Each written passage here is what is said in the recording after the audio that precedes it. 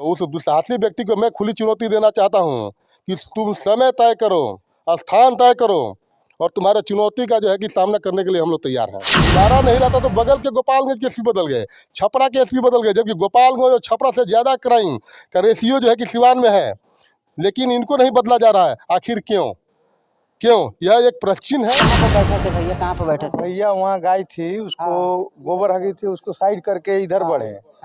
एक वहाँ था खड़ा, एक बाइक पर बैठा था, और जो हथियार चलाया वहाँ बैठा था उस कुर्सी पर। अच्छा। अब वहाँ से मारा तो एक कुर्सी छेद के उधर गोली गया। एक भैया को लगा, एक हवा फायरिंग कर। अभी हम मौजूद हैं सिवान जिला के हीरा देवी विधानसभा 106 के नौतन ब्लॉक के प्रमुख मीरा देवी हैं, उनके घर पे। आप दोस्तों आपको बता दूं कि यहाँ पर एक ऐसी घटना घटी है जो कि यहाँ के जो नौतन ब्लॉक के प्रमुख मीरा देवी के जो कि हस्बैंड हैं, उनको आज कुछ अपराधियों ने जो कि यहाँ पर आकर उनको निर्मम तरीके से यानी जो कि गोलीबारी करके उनको घायल कर दिया है। आइए हम जानने का प्रयास करते हैं कि अभी उनका क्या स्थिति चल रहा है और कैसे कैसा घटना घटी है। आप देख सकते हैं तमाम यहाँ पर आदमी मौजूद हैं। हम घटना का पूरा सच्चाई कैसे कैसे है वो हम अपने चैनल के माध्यम से आप सभी को दिखाने का प्रयास करेंगे,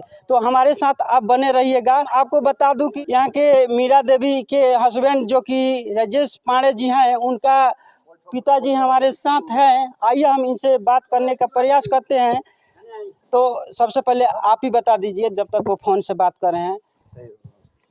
सर अपना नाम बता दीजिए। दयाशंकर चौबे जी, कहाँ घर पड़ेगा? बंगरा, तितिरा बंगरा। अच्छा। आप अभी यहाँ पर आए हैं तो क्या सुनकर अभी यहाँ पर आए हैं? वही सूत्रों से पता चला कि राजेश जी को कुछ अपराधियों ने आकर और यहाँ जो है सो गोली मार दी। उसके बाद उनको आनन फानन में लेकर सिवान हॉस्पिटल गया, वहाँ से रेफर कर दिया गया पटना के लिए। अभी इलाज चल रहा है। सर आप एक बात हमको बताइए, जो अभी ये घटना घटा है जो कि काफ़ी अंदर घर होने के बावजूद भी अपराधियों ने ऐसा घटना कर दिया, इसके पीछे आपका क्या कहना है? मतलब क्या साजिश हो सकता है? भाई, अब वो अपना प्रमुख पति हैं, तमाम लोग आते जाते रहते हैं, वो सब भी बैठकर आया है, बैठा है, बातचीत किया है, और उसके बाद से घटना को अंजाम दे। घटना के बारे में आप सरकार से जो कि अभी क्या कहना चाहेंगे? अब यही कहना है कि भाई किसी भी सूत्र से पता लगाकर कठोर से कठोर कार्रवाई हो सरकार की तरफ से। तो दोस्तों आइए जो कि अभी जो कि राजेश पांडे जी के जो कि पिताजी हैं, हम इन्हीं से जानने का प्रयास करेंगे और जो घटना के वास्तव में कैसे कैसे घटना घटी है। जो कि आपको बता दूं कि अगर एक कोई भी आम आदमी होता है तो उनके पास कुछ हो जाता है तो चलिए कुछ हो जाता है, लेकिन जो कि अभी एक प्रमुख पति होने के साथ साथ उनके साथ ऐसा निंदनीय घटना घटा है, इस पर हम इनके पिताजी से राय लेने का प्रयास करेंगे और घटना कैसे कैसे घटी वो भी जानने का प्रयास करेंगे। तो आप एक बात बताइए, सुबह में जो घटना घटी है कैसे कैसे घटी है? सुबह में वो शरीर में अपना तेल लगा करके अब बैठे थे स्नान करने के लिए कुर्सी पर धूप में, तब तक 3-4 लोग अनजाना व्यक्ति आए। उसमें हो सकता है कि वो पहचान गए होंगे, चूँकि आमने सामने की बात हो, लेकिन एक आदमी को तो हम भी पहचान रहे हैं उसमें। और आ करके तुरंत धाए धाए 3 गोली मार दिए। कुर्सी पर से नीचे लुढ़क गए, उसके बाद उठ करके वहाँ से भागे। हम वहीं पर खड़े थे, हम गाली देने लगे उन लोगों को, दौड़े, तब तक मोटरसाइकिल पर सवार हो करके इस रास्ते से निकल गया सब। तो ऐसा में मतलब कि इसमें आपका क्या कहना है? मतलब कि जैसे कि कोई अगर इतना अंदर आदमी आता है ये सब करने के लिए, कहना है कि अगर सरकारी तंत्र और लॉ एंड ऑर्डर की बात होती तो इतना निर्भीकता से अपराधी हमारे बीच गांव के दरवाजे पर नहीं पहुंच जाता हथियार से लैस होकर के, और गोली मार करके अब पुनः फिर दिन दहाड़े वापस हो गया। इसका मतलब कि सरकारी तंत्र है नहीं, प्रशासन की कोई उसको भय नहीं है। हम तो यही न कहेंगे। अब इस पर सर आपके घर ऐसा जो घटना घटी है, इस पर आम जो कि गांव के लोग होंगे वो भी काफ़ी डरे होंगे। काफ़ी डरे थे लोग, काफ़ी डरे थे लोग, सहमे थे लोग, तो बात में बहुत इकट्ठा हो गए, लेकिन सब लोग दबे सहमे थे। हाँ, और मार करके तुरंत जो है सो मज़े में मोटरसाइकिल लेकर के चल दिया सब। बाइक उन लोग के पास कौन था, मतलब कि कोई आप बाइक पहचाने ऐसा में, मतलब कि जो कि होता है एक नॉर्मल बाइक होता है, एक अच्छा सा bike. Normal bike hero Honda का बाइक था। और कौन बाइक था? हाँ, होंडा शाइन था। आप एक बात बोले कि हम एक आदमी को पहचान रहे हैं, तो क्या आप उनका जो कि नाम रखना चाहेंगे अभी कि अभी इसको गुप्त ना, रखेंगे? अभी तो हम गुप्त रखेंगे। अच्छा। तो दोस्तों आप देख सकते हैं कि जो कि ऐसे घटना घटी है इस समय, जो कि आसपास के माहौल जो कि काफ़ी डरा हुआ है। आइए हम और कुछ जानने का प्रयास करेंगे। ऐसे घटना का आपको अनुभव था कि हमारे घर, मतलब हमारे बेटे के साथ ऐसा घटना मतलब घट सकता है, या कुछ कॉल फोन या कुछ मतलब पहले से कोई धमकी? साल भर पहले कॉल फोन आया था, तो पैसा के लिए आया था। मतलब कि पैसा दो नहीं तो ऐसा ऐसा कर देंगे ना। रंगदारी मांगी गई थी 10 लाख रुपया। 10 लाख कौन मांगा था, मतलब कि? तो उसका तो दिया गया था, उसका फ़ोन नंबर वगैरह। वो फ़ोन नंबर कौन 4 अंक का था बाहर का। 4 ही अंक का था। अच्छा। तो अब आप जो अभी ये जो सरकार है, सरकार से आप क्या आग्रह करना चाहेंगे, और जो कि अपने बचाव के लिए अभी प्रशासन से या जो यहाँ के जो कि डीएम साहब है उनसे आप क्या आग्रह करना चाहेंगे कि अभी मान लीजिए आपके घर ऐसा घटना घट चुकी है, हो सकता है कि अभी रात में भी ऐसा घटना घट जाए, तो आप क्या आग्रह करना चाहेंगे? हम तो आग्रह करेंगे कि इस तरह की घटना न घटे। डीएम साहब, एसपी साहब इसका मुस्तैदी से देखभाल करें। जो मार गया है, जो अपराधी, उन लोगों को खोजें, उन लोगों को दंडित करें, तबे न फिर वैसी पुनरावृत्ति नहीं होगी। हम सुने थे कि मतलब कि वो अपराधी जैसे कि आए थे तो कुछ 2 मिनट तक रुके भी थे यहाँ हाँ, पर। रुके थे, लोग बहुत थे, बैठे थे, उसी में वो भी बैठा था सब, लेकिन लोग क्षेत्र के चलते गए, खाली हो गया तब वो लोग अपना। अच्छा, मतलब आकर वो पहले बैठे थे और उसके बाद से जब लोग हटने लगे तब ये घटना का अंजाम दे करके निकल गया सब। तो अभी उनका क्या स्थिति है, अगर कुछ बताना चाहेंगे तो बता सकते हैं। तो स्थिति मैंने सूचना से हमको यही मिली है कि वो मेदांता हॉस्पिटल में एडमिट हो गए हैं। अभी ऑपरेशन होने के लिए गया है ऑपरेशन थिएटर में। अब आगे देखिए क्या रिजल्ट आता है।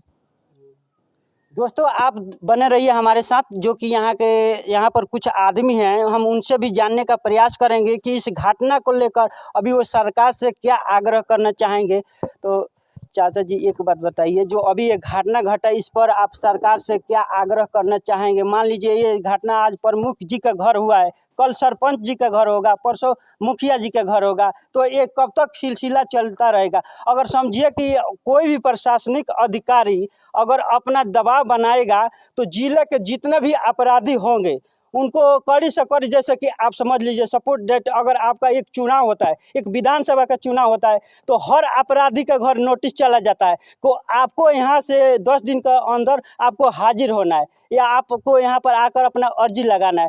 तो इस तरह अगर प्रशासन चाहेगी, जो कि जिले के जो कि डीएम साहब चाहेंगे, तो इस तरह के घटना पर कार्रवाई अगर करेंगे तो समझिए कि ऐसा घटना दोबारा ना किसी मुखिया के घर होगा ना किसी सरपंच के घर होगा। अगर ऐसा घटना सिलसिला चलते रहेगी तो क्या विकास हो सकता है?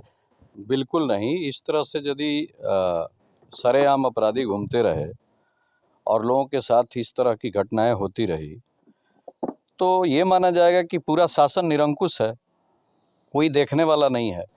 और ये घटना किसी के साथ हो सकती है ना, आप जैसा बता रहे हैं, आज प्रमुख पति के साथ हुआ है, कल किसी और के साथ हो सकता है। सबसे ज़रूरी है कि कानून व्यवस्था जो हमारी बिहार की है, मैं पूरे सीवान की बात नहीं कर रहा, पूरे बिहार की है, वो इतनी लचर हो गई है कि उसको मैं अपने शब्दों में नहीं कह सकता। ये आप देख सकते हैं, सामने हो रहा है। अभी मैं देखा, एक समाचार आया था अभी कल ही, सोई हुई अवस्था में एक वृद्ध व्यक्ति के साथ इस तरह का वार्ता हुआ है, उसे गोली लगी है, उसे पीएमसीएच रेफर किया गया है। तो ये आम बातें होती जा रही है। ये तो ऐसा लग रहा है कि जैसे ये बंदूक लेकर के आना बच्चों का खेल हो गया और किसी के साथ किसी पर फायर कर देना, ये बहुत छोटी घटना जैसी लग रही है, लेकिन है ये बड़ी घटना। जिसके साथ ये घटना हो रही है उसका परिवार कैसे झेल रहा है, किस तरह की व्यवस्था में वो जी रहा है, ये सोचने की बात है। और मैं प्रशासन से अनुरोध करूंगा, जिला प्रशासन और जिला एसपी महोदय से, कि निश्चित रूप से इस पर विचार करें और आइंदे कम से कम अपने काल में, जब तक ये लोग यहाँ हैं, अपने काल में आइंदी ऐसे घटना न हो, इसके लिए प्रशासन को मुस्तैद करें, सावधान करें, ताकि आम जनता खुशहाल रह सके। ये जनप्रतिनिधि लोग हैं ना, इन लोगों का कोई बायोग्राफी भी गड़बड़ नहीं है, इनके साथ इस तरह की घटना होती है तो ये दुखद बात है ना, ये आम समाज के लिए तो बहुत बड़ी घटना है। देखिए सर, अभी मान लीजिए नौतन ब्लॉक के अंदर जो कि मुरारपट्टी पंचायत हो गया, तो मुरारपट्टी से समझिए कि अभी 10 चोरी का मामला ऐसा सामने आया है, जो कि 10 लाख से ऊपर, 15 लाख से ऊपर ऐसा घटना मतलब कि चोरों ने अंजाम दे दिया है।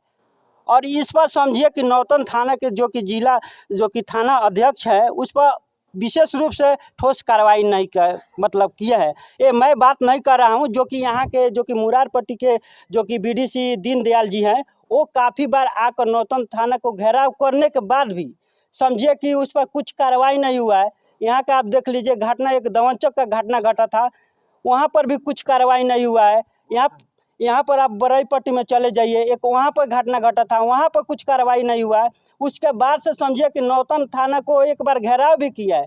तो ऐसा घटना जो कि अंजाम जो कि अपराधियों का बढ़ता गया, और इसका आज नतीजा हुआ दोस्तों कि यहाँ पर जो कि नौतन प्रखंड के यानी जो कि प्रमुख है मीरा देवी, उनके हस्बैंड को आज यहीं पर जो कि 10 बजे के करीब में अपराधियों ने आकर, समझिए कि अपराधियों का कितना मन बढ़ गया है कि यहाँ पर आकर 10 मिनट तक बैठ कर, और समझिए कि 10 मिनट के बाद से यहाँ पर जो कि प्रमुख पति को इस तरह से घटना का अंजाम दे दिए हैं। इससे पूरा सबूत अब होता है कि अभी बिहार में समझिए कि जंगल राज आ गया है। बिल्कुल बिल्कुल, ये मैं भी आपका समर्थन करूंगा इसमें। ये पूरी तरह जंगल राज है, इसमें कहीं कोई दो राय नहीं है। अब प्रशासन तो कान में तेल डाल के सोती है, और खासकर नौतन की मैं बात कर रहा हूँ, मैं भी नौतन से ही आता हूँ। अभी मैं एक घटना में नौतन में गया था, हमारे साथ अन्य लोग भी थे जो यहाँ बैठे हुए हैं, उसमें कोई कार्रवाई नहीं है। वो कान में तेल डाल करके सो गए सब, मामला आगे बढ़ा, कुछ नहीं हुआ। उनमें भी एक आदमी की जान जा सकती थी, इस तरह की परिस्थिति थी, लेकिन कुछ नहीं हुआ। ये तो मैं देख रहा हूँ, दूसरी घटना है, ये मेरे सामने अभी 1 महीने के अंदर की ये घटना है। तो ये तो प्रशासन एकदम कान में तेल डाल के सोती है। कई लोग का आम कमेंट आता है, जो मैं नहीं बोलता हूँ, आम कमेंट आता है कि प्रशासन ज़्यादा दारू पकड़ने में ज़्यादा लग जाती है। तो कहीं ना कहीं ये थाना अध्यक्ष का गलती नहीं होता है, कहीं ना कहीं अगर समझिए कि उत्तर पर जो कि ऊपरी अधिकारी है, मान लीजिए जैसे डीएम साहब हो गए, चाहे बड़े बड़े जो अधिकारी हैं, जितना दारू पर ध्यान देते हैं उतना इस जो घटना होता है इस पर क्यों नहीं ध्यान देते? इस पर क्या कहना चाहेंगे आप? इस पर तो कोई ध्यान नहीं दे रहा है, और दारू पर तो सारे प्रशासन को केंद्रित करके एक तरह से ये बढ़ावा देने का मुख्य कारण यही है। सारा प्रशासन दारू के चक्कर में लगा रहता है, तब तक सारा ये स्थिति आगे बढ़ती जाती है। और दारू बंद भी नहीं है, ये तो होम डिलीवरी के जैसे हो गई है। आप घर बैठे मंगाते हैं और ले रहे हैं, रोज ऐसा हो रहा है। तो बिना प्रशासन के मदद के तो ऐसा हो नहीं रहा है, प्रशासन ऐसा करवा रही है, इसलिए हो रहा है। अच्छा, आपके क्षेत्र में एक घटना घटा था जो कि हम आपसे बस सलाह लेना चाहेंगे, इस पर राय लेना नहीं चाहेंगे। जो कि सुने थे कि आपके क्षेत्र में एक पेट्रोल जो पेट्रोल टंकी के मालिक हैं, उनको काफ़ी बुरी तरह से प्रशासन ने जो कि दारू को लेकर मारा था। इस पर आप क्या कहना चाहेंगे? हाँ, सुने थे, मैं भी इस घटना को सुना था। ये टोटली गलत बात है, किसी तरह से किसी का सहारा लेके किसी दूसरे का बैर दूसरे तरीके से साध लेना है। मामला तो ऐसा कुछ है नहीं, वो मुझे पता है, उसमें बारे में कुछ नहीं लगी हुई है दारू में। पूरे बिहार सरकार, बिहार का जो मुखिया है वहां से लेकर और चौकीदार तक हो रही है। केवल शराब में लगा हुआ है। बाकी पब्लिक भाड़ में जाए, मरे मुए, कोई मुआवे, उसकी कोई चिंता उसको नहीं है। जो है कि अपना चुनावी फंड जो है दारू के माध्यम से, जो दारू के तस्कर है, शराब के तस्कर हैं, प्रशासन को उसमें संलिप्त करके बड़े बड़े सफ़ेद पोशों को इसमें मिली भगत से वो अपने चुनावी फंड को इकट्ठा कर रही है कि आने वाले समय में अगर हमको चुनाव लड़ना होगा तो यही दारू का पैसा जो है कि जो माफियाओं से हम लेते हैं यही हमारे चुनाव में काम आएगा। और सरकार द्वारा वित्त पोषित और सरकार द्वारा संपोषित और सरकार द्वारा संरक्षित यह दारूबंदी है। लेकिन सरकार जो है कि इसको माफियाओं को वित्त पोषित भी कर रही है और घर घर में दारू जो पहले चौक चौराहा पर बिकता था वो घर घर में होम डिलीवरी का व्यवस्था कर दी है। यहाँ नहीं तो पहले 18 वर्ष 20 वर्ष 22 वर्ष के लड़के जो है जुआ जो है कि अपराधी होते थे। आज 12 वर्ष के बाद लड़के जो है कि दारू सप्लाई में आ जाते हैं और 13 वर्ष की उम्र में उनके हाथ में कट्टा आ जाता है और 14वें वर्ष में अपराध कर देते हैं। 12 वर्ष के नौनिहाल जिनको पढ़ना चाहिए, जो कि 7वीं 8वीं क्लास में पढ़ने वाले बच्चे होते हैं, वो दारू के काम में सम्मिलित हो जाते हैं और अपराधी बन रहे हैं। और ख़ास करके जितना बॉर्डर इलाका है हमारा, मेहरमा, नौतन, दरौली, रघुनाथपुर, सिसवन या कुचायकोट, विजयपुर, भोरे, जितने भी बॉर्डर इलाका है उस वहाँ तो घर घर में हर 2 घर के बाद जो है कि माफिया और अपराधी पैदा हो रहे हैं। यह दारू का दिन है, शराबबंदी का दिन है और यह सरकार द्वारा संरक्षित लोगों के द्वारा कराया जा रहा है। इस पर जो है कि विलंब रोक लगना चाहिए। और मैं यूँ कहूँगा कि अगर सरकार से अपराध जो है कि नहीं कंट्रोल हो रहा है तो खुली अनाउंसमेंट कर दे कि अब हम जो समाधान यात्रा में निकले हैं, तो किसी ने कहा है कि समाधान यात्रा सावधान यात्रा है, तो सावधान करने निकले हैं। तो मैं आपके मीडिया चैनल के माध्यम से कहना चाहूँगा कि अगर उनसे नहीं संभल रहा है तो खुलेआम कह दें कि आप लोग अपनी रक्षा स्वयं कीजिए। तो हम लोग जो है कि हथियार उठा करके या किसी तरह से जो अपनी रक्षा करेंगे और अपराधियों का जवाब देंगे और कानून अपने हाथ में लेंगे। खाली केवल कह दे कि आप लोग अपनी रक्षा स्वयं कीजिए, मैं फेलियर हूँ। बस हमको सरकार से इतना ही कहना है। अच्छा, राजेश जी के साथ जो ऐसी घटना घटी है, आपको क्या कभी ऐसा अनुभव हुआ था आज से जो कि 6 महीने पहले, साल भर पहले, कि उनके साथ ऐसा घटना घट जाएगी? यह कभी भी हम लोग नहीं सोचे थे, क्योंकि वो मृदुभाषी, बहुत सरल व्यक्ति और सबके दुख सुख में साथ देने वाले, 12वें रात में कॉल कीजिए तो आपके सुख दुख में साथ देने वाले, वैसे व्यक्ति का कोई दुश्मन भी हो सकता है, ये हम लोग कभी नहीं सोचे थे। 1 साल पहले हम लोग सुने थे कि उनसे कोई रंगदारी वगैरह मांगा था, एक वो घटना उनके साथ थी। बाकी उसके बाद उनका तो कोई कंपटीटर भी यहाँ नहीं था कि हम लोग जैसे समझे कि उनका कोई दुश्मन भी हो सकता है। अब ये अंदर अंदर हो सकता है कि किसी को उनसे कोई जलन हो, जलनशीलता हो, खुन्नस हो, तो अपना खुन्नस जो है कि अब इस तरह से दुस्साहस करके सरेआम दिन दहाड़े उनके दरवाजे पर आ करके इस तरह से दुस्साहस करता है। तो उस दुस्साहसी व्यक्ति को मैं खुली चुनौती देना चाहता हूँ कि तुम समय तय करो, स्थान तय करो और तुम्हारे चुनौती का जो है कि सामना करने के लिए हम लोग तैयार हैं। बस समय तय करें और हम लोग को समय दे और स्थान तय करें, और जो उसको संरक्षित करने वाले वो भी खुल करके सामने आ जाए। जब घटना कर ही दिया है तो उसको संरक्षित और वित्त पोषित करने वाले लोग खुल करके सामने आए, उनका हम लोग जो है कि मुकाबला करने के लिए तैयार हैं। सरकार से और ख़ास करके इस सरकार से और इस नौतन थाने से हम लोग को नहीं लगता है कि इसमें जो है कि हमारी बहुत कुछ मदद तो कर पाएंगे। लेकिन इस परिवार को अभी फ़िलहाल सुरक्षा की ज़रूरत है और कम से कम यहाँ जो है कि प्रमुख जी के परिवार को, जो बहुत भय के माहौल में परिवार जी रहा है और यह शासन पूरे गांव जो है कि भय के माहौल में है, यहाँ कम से कम एक पुलिस चौकी का स्थापना बंका मोड़ पर किया जाए, बंका मोड़ पर किया जाए और इस परिवार यहाँ लगातार गश्ती किया जाए और इस परिवार को जो है कि कम से कम 4 एक का फोर्स लगा करके सुरक्षा दिया जाए। आप जाते जाते आप जो कि जीरादेवी के जो कि मतलब सिवान के जो डीएम साहब है, उनसे आप क्या आग्रह करना चाहेंगे? जो कि मान लीजिए अभी तक मतलब कि क्या कहना चाहेंगे? अब क्या कहना चाहेंगे, सिवान के एसपी और सिवान के डीएम कान में तेल डाल के सोए हैं। जितने जो है कि लोगों के जीवन पर खतरा है, जिन लोग खतरा है वो लाइसेंस के लिए वहाँ अप्लाई किए हुए हैं, उनका लाइसेंस जो है कि नहीं हो रहा है।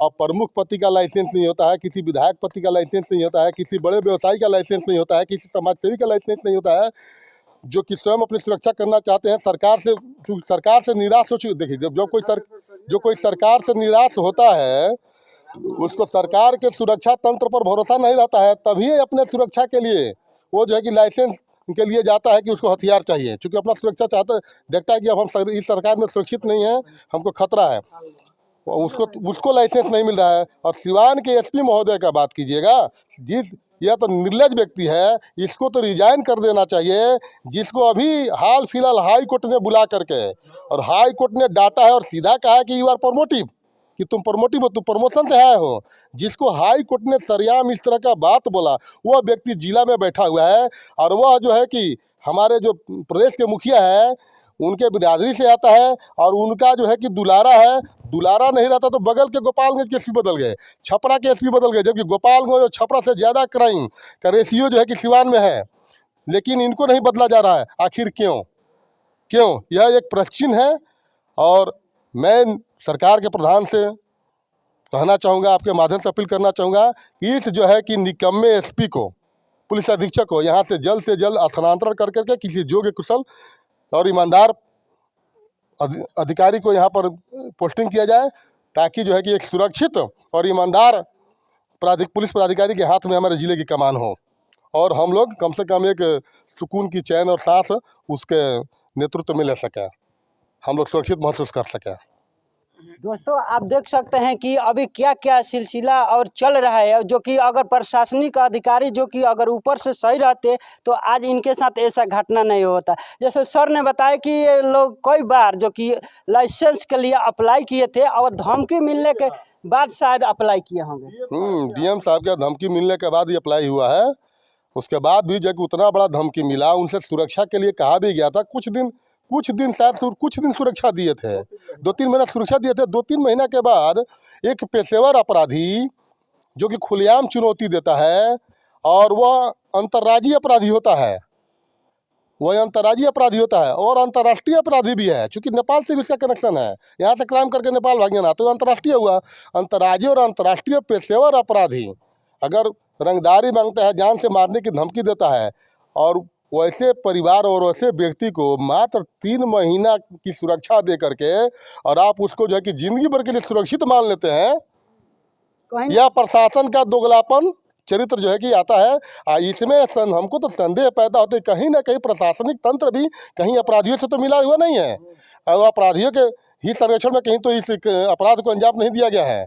यह भी एक जांच का विषय है, और मैं प्रशासन से मांग करूंगा कि इस सूक्ष्म बिंदु पर जो है कि इस पर भी जांच किया जाए कि कहीं कोई प्रशासन का नज़दीकी व्यक्ति तो जो है कि अपराधी से नहीं मिला हुआ है, कहीं उसको तो या सत्ता या शासन प्रशासन या इसमें कार्यपालिका या विधायिका में बैठे हुए किसी बड़े व्यक्ति का तो इसमें हाथ नहीं है रईस पांडे जी पर हमला करवाने में। मैं प्रशासन से मांग करूंगा। दोस्तों, आइए एक बार हम जो कि उनके पिताजी से बात कर लेते हैं और थोड़ी बहुत और जानकारी आपको समक्ष रखने का प्रयास करेंगे। हमको एक बात बताइए, अब आपको इस समय से मतलब कि बहुत सारा डर लग रहा होगा, तो अभी प्रशासन और जिला अधिकारी के तरफ से आपको क्या मतलब की सुविधा जो कि प्रोवाइड किया गया है? हम तो यही न प्रोवाइड करेंगे कि हमारी सुरक्षा की व्यवस्था करें। दूसरी बात कि हमने उन पर जब फ़ोन आया रंगदारी के लिए, तो हम लोगों ने एक पिस्टल के लिए अप्लाई किया था। हर जगह से सीओ, दरोगा, इंस्पेक्टर, डीएसपी, एसडीओ सबके यहाँ से रिकमेंड करके डीएम महोदय के पास पहुँच गया, और डीएम महोदय उसको ठंडा बस्ता में रख लिए हैं। कहीं ना कहीं अगर पास हो गया होता तो आज तो एक दिन देखने को नहीं अगर मिलता। पास हो गया होता तो वो लड़का अपने पास लेकर के बैठा होता, तो वो लोग जो है सो उस पर गोली नहीं चला पाते। बात समझे ना। इसके बाद जो घटना घटी थी, तो हम लोगों ने सुरक्षा का मांग किया। 2 महीना या 3 महीने के लिए एक गार्ड बहाल कर दिए, वो टॉफी बांट दिए, और 3 महीने के बाद जो है सो उसको पुनः रिकॉल कर लिए, पुनः अप्लाई किया गया, तो वो बोले कि संभव नहीं है, ये राज्य सरकार की बात है, राज्य सरकार से कहना पड़ेगा। बात समझे ना। और घर घर शराब। आपको 2 मिनट रुकना का प्रयास करूँगा। हमको दोस्तों आपको बता दूं कि एक बहुत अच्छे यूट्यूबर थे हैं जो कि उत्तर प्रदेश के हैं, और उत्तर प्रदेश की शासन व्यवस्था में क्या है वो हम अपने चैनल के माध्यम से आपको याद दिलाने का प्रयास करूंगा। दोस्तों, वहाँ के एक बनारस के हैं जो कि ब्रजभूषण दुबे जी, उनके समझिए कि अभी उनका कोई कमेंट कर दिया था कि हम तुमको कत्ल कर देंगे, तो उनको समझिए कि 6 महीना के लिए 2 गार्ड मिले थे। 2 गार्ड, आपको बता दूं, योगी जी ने 2 गार्ड दिया था। जो कि अभी बिहार में एक जो कि प्रमुख पति को सिर्फ एक गार्ड मिलता है, और वो भी आप अंतर देखिए, उत्तर प्रदेश का एक सैंपल यूट्यूबर को 2 गार्ड मिला जो कि कोई मारने का धमकी दे दिया तो, और यहाँ पर समझिए कि 10 लाख का रंगदारी मांगने के बाद, समझिए कि मारने के धमकी देने के बाद एक भी गार्ड मिला, वो भी 2 महीना के लिए जी। तो इस पर आप उत्तर प्रदेश और बिहार के सरकार से क्या कहना, क्या अंतर ये देखते हम हैं? कहेंगे कि उत्तर प्रदेश की सरकार ये बिहार सरकार से बहुत सेंसेटिव है और कार्यशील है, और यह सरकार जो है सो निपंगु सरकार है, और इस सरकार में सरकार के मुखिया का ही सारा दोष है। वह केवल जो है सो शराब के पीछे पड़े रहते हैं, शराब बंद कराने के नाम पर सारे प्रशासन को उलझाए रखते हैं, और पब्लिक भाड़ में जाए उसकी चिंता प्रशासन को नहीं रहती है। वो जो है सो बॉर्डरों पर नाचते रहता है सब शराब पकड़ने के लिए। अब न जाने वसूली होती है तो उनके पास भी जाता है क्या कि इतना जो है सो ध्यान दे करके इस शराब पर रखे हुए हैं। घर घर लड़के शराब ढो करके और क्रिमिनल बन रहे हैं। दोस्तों आप देख सकते हैं जो कि हमारा ये रिपोर्ट था, जो कि नौतन प्रखंड के, जो कि ये कौन सा गांव है दादाजी? गलीमापुर में। तो ये आज का रिपोर्ट इतना ही। अगर ऐसा ही हमारा प्रयास जारी रहेगा, अगर हमारे चैनल को सब्सक्राइब नहीं किया है तो सब्सक्राइब कर ले, क्योंकि हम जनहित में अपना कार्य करते रहते हैं। धन्यवाद।